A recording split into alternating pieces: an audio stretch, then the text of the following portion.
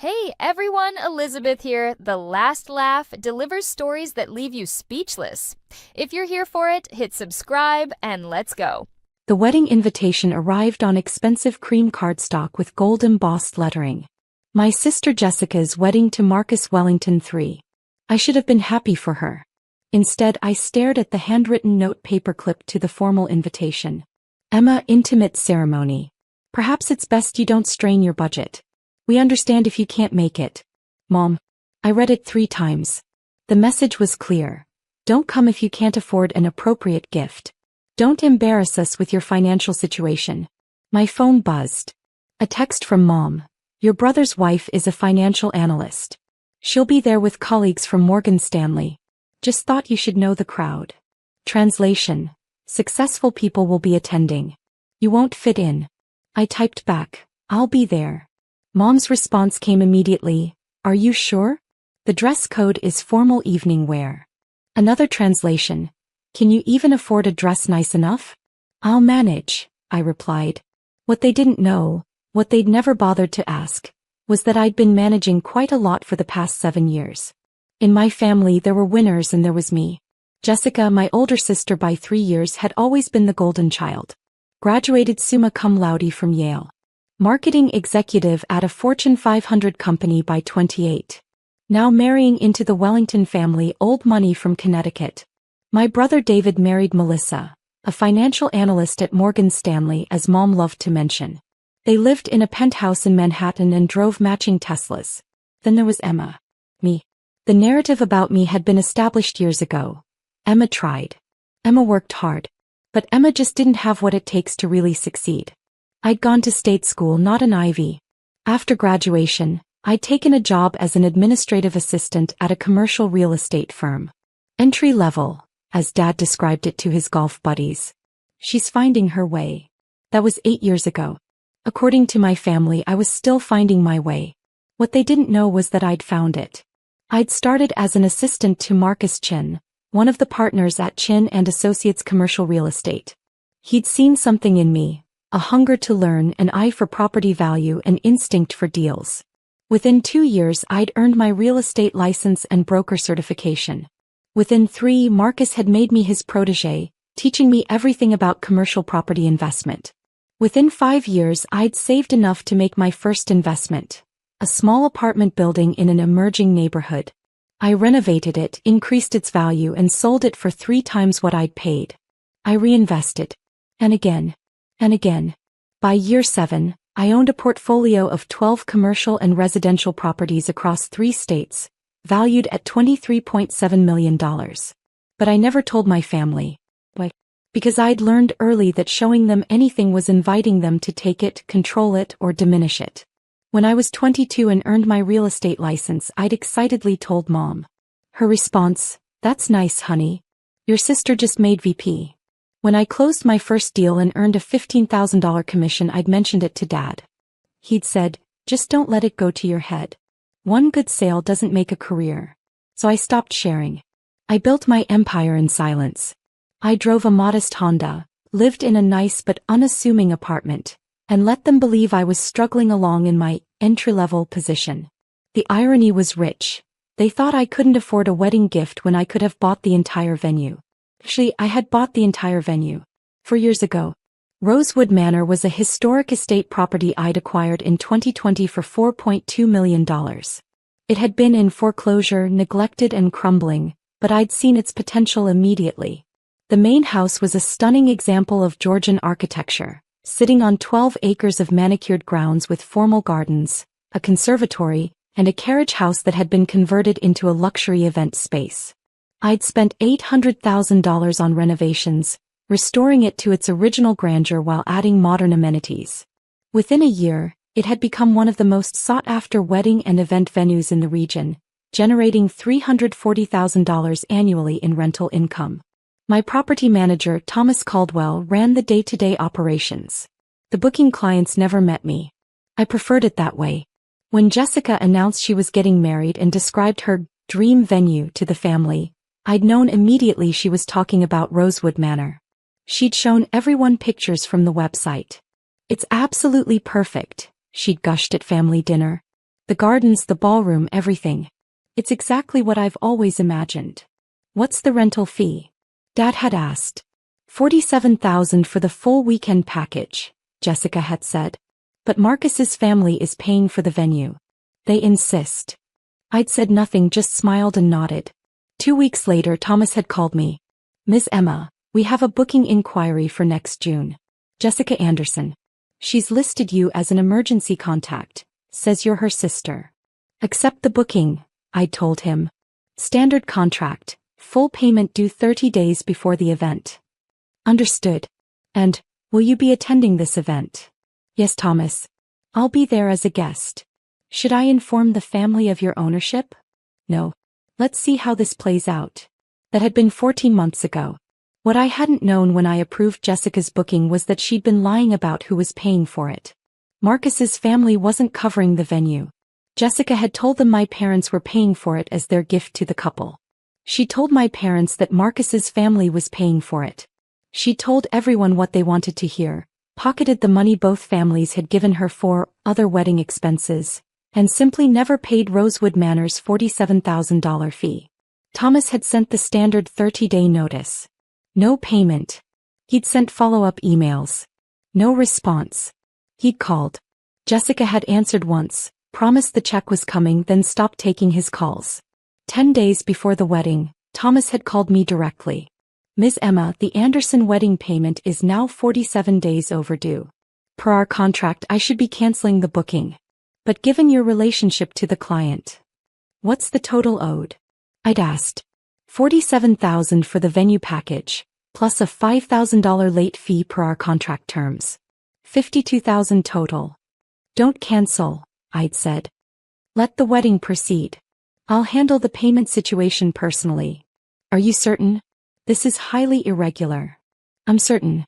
But Thomas, I need you to do something for me during the reception. I'd explained exactly what I needed. Thomas had been silent for a long moment, then said, Ms. Emma, it would be my absolute pleasure. The morning of Jessica's wedding, I'd received one final text from Mom. Emma, if you can't afford an appropriate gift, just give a card. No one will judge you. I'd responded, see you at the ceremony. I'd dressed carefully. A midnight blue gown from Nordstrom, elegant but not flashy. My jewelry was simple. Diamond studs, a delicate bracelet. I looked appropriate for a formal wedding. Nothing more, nothing less. I'd driven my Honda to Rosewood Manor, parking in the guest lot among the Mercedes and BMWs and one Bentley that undoubtedly belonged to the Wellington family. Walking up to my own property as a guest had felt surreal. The ceremony was beautiful. Jessica looked stunning in her Vera Wang gown, which I knew cost $12,000 because she'd complained about the expense to everyone who would listen. The gardens were in full bloom, exactly as I'd planned when I'd hired the landscape architect. I sat in the back row during the ceremony. Mom had looked back once, spotted me, and pursed her lips in what might have been disapproval at my arrival or my dress. Probably both. The ceremony ended. Guests moved to the reception in the grand ballroom. That's when things got interesting. The ballroom at Rosewood Manor was spectacular. Crystal chandeliers, floor-to-ceiling windows overlooking the gardens, a marble dance floor. I'd personally selected every fixture during the renovation. I found my assigned seat at table 12, the one farthest from the head table, next to Jessica's college roommate's cousin and an elderly great-aunt who was already asleep. Perfect. I could watch everything unfold from the margins. Dinner was served. Speeches began. Marcus's father, Charles Wellington III, spoke about the union of two families. He mentioned the beautiful venue that Jessica's family so generously provided. Jessica smiled and nodded. My parents beamed. The Lies had built a house of cards and I was about to blow on it. During dessert, I caught Thomas's eye across the room. He nodded slightly. It was time. I pulled out my phone and sent a text. Now. Thomas disappeared through a side door. 60 seconds later, he returned with Richard Morrison, Rosewood Manor's head of security, and Alexis Chen, our legal counsel. They walked directly to the head table. The room was loud with conversation and laughter. Most people didn't notice the three figures approaching Jessica and Marcus. But I noticed. And I waited. Thomas leaned down and spoke quietly to Jessica. I couldn't hear the words, but I saw her face change, confusion then alarm. She shook her head, said something back. Thomas remained calm, gestured to Richard and Alexis. Marcus leaned over, asking what was happening. Jessica's face had gone from pale to flushed. My mother noticed. She stood up from her nearby seat and walked over. What's going on? Is there a problem? Thomas straightened. When he spoke, his voice carried across the sudden quiet that had fallen over the head table area. Mrs. Anderson, I'm Thomas Caldwell, property manager of Rosewood Manor. We have a significant issue regarding payment for this event. My mother's face showed pure confusion. Payment? The Wellingtons paid for the venue. This is their gift to the couple. Charles Wellington stood up. I beg your pardon? Jessica told us the Anderson family was covering the venue cost. The table went silent. Jessica's face had gone sheet white. There's been a misunderstanding. I can explain. The venue fee of $47,000 has not been paid, Thomas continued, his voice professional and clear. The booking contract is in Jessica Anderson's name. Despite multiple attempts to collect payment over the past 60 days, no funds have been received. The current amount owed, including late fees per the signed contract, is $52,000. My father stood up now, his face red. This is absurd. We gave Jessica $30,000 months ago specifically for wedding expenses. She told us the venue was covered by the Wellingtons. Charles Wellington's face had gone hard. We gave the couple $40,000 for wedding expenses. Jessica explicitly told us you were covering the venue as your contribution. The math was suddenly very clear to everyone. Jessica had collected $70,000 from both families, told each the other was paying for the $52,000 venue and pocketed the difference. Jessica was shaking her head frantically. No, you don't understand. I was going to pay. The money just got mixed up with other expenses. The dress, the flowers, You stole from both our families, Marcus said quietly, his voice cutting through her excuses. He'd gone very still, his lawyer's mind clearly working through the implications. I didn't steal. I was going to. You lied to my family, Marcus said. You lied to your family. You committed fraud. Ms. Anderson, Alexis Chin spoke for the first time, her voice calm and legal. We have your signed contract, your emails acknowledging the debt and documented evidence of avoidance. This constitutes breach of contract and potentially fraud. Rosewood Manor is prepared to file both civil and criminal complaints. The ballroom had gone completely silent now. 200 guests watching the head table drama. My mother was making small gasping sounds. My father looked like he might have a stroke. Jessica was crying. Please, there's been a mistake. I can pay right now. With what money? Charles Wellington's voice was ice. The money you stole from both families? The money you've clearly already spent on God knows what. Marcus stood up, throwing his napkin on the table. I need to speak with my attorneys. Excuse me. He walked away from his own wedding reception. Jessica reached for him. Marcus, please. He didn't turn back.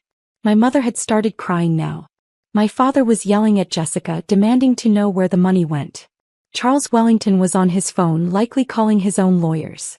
The guests were whispering, phones out, some already posting to social media, I was sure. And then Thomas did exactly what I'd asked him to do. He walked directly to table 12. To me. Thomas stopped beside my chair. Every eye in the ballroom followed him. Miss Chin, he said formally, using the professional name I used for my real estate holdings. I apologize for the disruption to your evening. Would you like me to handle this matter, or would you prefer to address it directly? The room went even quieter if that was possible. I stood slowly, smoothing my dress. My mother was staring at me with complete confusion. Emma? What? Why is he talking to you? I looked at Thomas. I'll handle it. Thank you, Thomas. I walked toward the head table. The crowd parted. Jessica was still crying, mascara running down her face. My parents looked baffled. The Wellingtons looked angry and confused. I stopped in front of the head table. Hello, Jessica, I said calmly. Congratulations on your wedding. Beautiful ceremony. Emma. Mom's voice was shrill. What is going on? Why did that man call you Miss Chin? Chin is my professional name for my real estate holdings, I said clearly, my voice carrying across the silent ballroom. I use it to separate my business interests from my personal life. Real estate holdings? Dad repeated blankly. Yes. I own a portfolio of commercial and residential properties across 3 states, valued at approximately $23.7 million. I let that sink in for a moment. Including Rosewood Manor, which I purchased 4 years ago for $4.2 million and have since renovated into one of the premier event venues in the region. My mother's mouth was literally hanging open. You own this place? Jessica whispered. I do. I've owned it since 2020. When you booked it 14 months ago, my property manager informed me. I approved the booking under standard terms. Full payment 30 days before the event. But you drive a Honda, my father said stupidly. You live in that little apartment. You work as an assistant. I drive a 2019 Honda because it's reliable and fuel efficient. I live in a comfortable apartment because I don't need to prove anything with my residence. And I haven't been an assistant for 6 years. I'm a licensed broker and independent investor. I left Chin and Associates 3 years ago to manage my own portfolio full-time. I turned to Jessica. When you didn't pay the venue fee, Thomas informed me. I could have canceled your wedding. Instead, I decided to let it proceed. I wanted to see how far you'd go with the lies. Emma, Jessica started. I held up a hand. You told the Wellingtons that Mom and Dad were paying. You told Mom and Dad that the Wellingtons were paying. You collected $70,000 from both families and spent it on yourself while letting a $52,000 debt accumulate at my property. I was going to pay. Jessica sobbed. I just needed time. You've had 14 months. You ignored calls, emails, and certified letters. You committed fraud against both families and breached a legal contract with my business. Charles Wellington stepped forward. Miss Chin, we had no knowledge of this deception. The Wellington family is prepared to make full restitution immediately. That's not necessary, Mr. Wellington. This isn't your responsibility. Nevertheless, my family's name was used in this fraud. We insist on covering the debt. I appreciate that. However, the debt isn't the issue anymore. I looked at Jessica. The issue is that you've been exploiting family for years, and it's time everyone knew exactly how. I nodded to Alexis, who opened her briefcase and pulled out a manila folder. Over the past 6 years, I said, I've kept detailed records of my financial interactions with this family. I'd like to share some highlights. Alexis handed me the folder. I pulled out the first document. Jessica, do you remember 3 years ago when your car broke down and you needed $8,000 for repairs? Dad gave you $5,000. You told him you'd borrow the rest from a friend. Jessica's face went even paler. You borrowed it from me. You promised to pay me back in 6 months. You never did. I pulled out the signed promissory note. Jessica's signature was at the bottom. 2 years ago, you needed help with moving expenses when you got your new apartment. You told Mom and Dad you'd hired professional movers. You asked me for $2,000, said it was a loan. Another document. Another unpaid debt. Last year you wanted to attend that marketing conference in Paris. For professional development. You told the family the company was covering it. You asked me for $6,000 for the flight and hotel. You said your bonus would cover paying me back. 3 more documents. 3 more lies. That's $26,000 you've borrowed from me over the years. $26,000 you never repaid. And that's just me. I looked at my parents. Did you know Jessica also borrowed $15,000 from David and Melissa last year for emergency medical bills? Bills that didn't exist. My brother David had appeared beside the table, his wife beside him. How did you know about that? David asked. Because Melissa mentioned it to me at Christmas. She was worried about you, Jessica. Wanted to make sure you were okay. I looked at my sister. You weren't sick. You went to Turks and Caicos with Marcus. Marcus, who had returned to the table, stared at Jessica with dawning horror. You told me your parents paid for that trip. You said it was their anniversary gift to us. Jessica couldn't seem to form words. The total, I continued, is approximately $93,000 that Jessica has extracted from this family through lies over the past 4 years. Not counting the venue fee she fraudulently collected. The room was dead silent. Emma, my mother whispered, tears running down her face. Why didn't you tell us? Tell you what, Mom? That Jessica was taking advantage of me? Would you have believed me? Or would you have made excuses for her like you always do? Mom flinched. Every time I tried to tell you about my successes, you dismissed them. You compared me to Jessica and David and found me wanting. So I stopped trying to prove myself to you. I built my life quietly and I watched. I turned back to Jessica. And I documented everything. Every loan you didn't repay. Every lie you told. I knew eventually you'd go too far and I wanted to be ready. You set me up, Jessica breathed. No. I gave you rope and you hanged yourself with it. I approved your venue booking in good faith. You're the one who chose to lie and steal. Thomas stepped forward. Miss Chin, how would you like to proceed? We can file criminal charges for fraud, civil suits for breach of contract, or both. The entire Wellington family was watching me. My parents were crying. David looked stunned. Jessica was shaking. I let the moment stretch out. Here's what's going to happen, I said finally. The Wellington family is going to go home and seriously reconsider this marriage, as is their right. The full amount owed for the venue, $52,000, will be paid within 7 days, or criminal charges will be filed.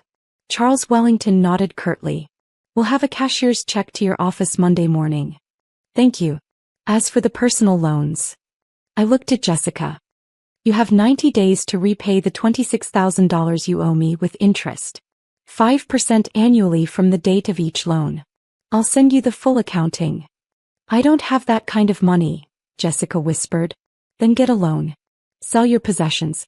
I don't care. You have 90 days or I file suit. I looked at David. She owes you and Melissa as well. I suggest you do the same. David nodded slowly, his jaw tight. I turned to my parents. As for you both, you spent 30 years telling me I wasn't good enough. That I didn't measure up. That I needed to be more like Jessica and David. My voice didn't shake. I'd practiced this. I built a $23.7 million portfolio by age 31. I did it without your help, without your approval, and without your knowledge, because I learned early that anything I shared with you would be diminished or taken. Mom was sobbing openly now. I don't need your approval anymore. I don't need your acceptance. I've built a life I'm proud of, and I did it despite you, not because of you. I looked around the ballroom one final time. 200 guests staring at me in complete silence. Enjoy the rest of your reception, I said. The venue is paid through midnight. Thomas, please ensure the Anderson and Wellington families have everything they need. Of course, Miss Chin. I walked toward the exit, my heels clicking on the marble floor. Behind me, chaos erupted. Shouting, crying, accusations. I didn't look back. Jessica and Marcus's marriage lasted 6 weeks. The Wellington family demanded a post-nuptial agreement which revealed the full extent of Jessica's debts and lies. Marcus filed for annulment on grounds of fraud. Jessica paid back the venue fee with money from the Wellingtons, part of the divorce settlement. She's currently working 2 jobs trying to pay back the personal loans. She has 63 days left on my 90-day deadline. David and Melissa received full repayment plus interest after threatening legal action. My parents tried to reach out multiple times. Calls, emails, letters. I didn't respond for 2 months. Finally, I agreed to meet them for coffee. My mother cried through the entire meeting. She apologized for dismissing me, for comparing me to my siblings, for not seeing what I'd accomplished. My father was quieter. He asked about my business, actually listened to my answers, and admitted he'd been wrong to assume I was struggling. We failed you, he said finally. We saw what we wanted to see instead of who you actually were. It was the most honest thing he'd ever said to me. I haven't forgiven them yet. Maybe someday. For now, we meet once a month for coffee. We're trying. Jessica doesn't speak to me. She blames me for her divorce, her debts, her humiliation.